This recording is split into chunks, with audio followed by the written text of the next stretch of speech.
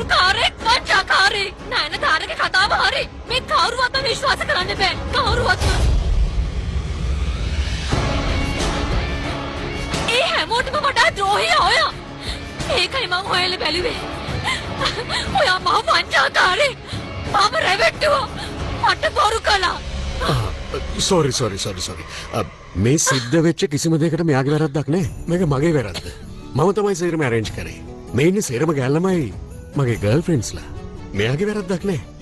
මම තමයි මෙයාට කිව්වේ යාළුවත් එක්ක එකතු වෙලා පොඩ්ඩක් එන්ජොයි කරන්න කියලා I'm really sorry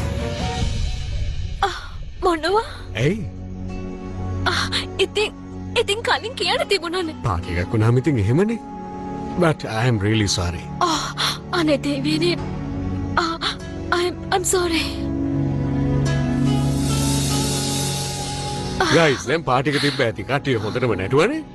parties over මගේ අතුරු දෙන්න මට ආච්චි බලන්න යන්න තියෙනවා ඔයාලත් පාටි ඉවර කරලා යන්න එහෙනම් ඔයාලත් යමුකෝ ඩ්‍රින්ක්ස් යනවා ඇයි මේගොල්ලෝ ෆෝන් එක ගන්නෙ නැත්තේ කවදාවත් මෙහෙම කරලා නැහැ මං දෙව්ට කිව්වා පූජාවෙන් පස්සේ මං එයාට කතා කරන්නම් කියලා විශාලි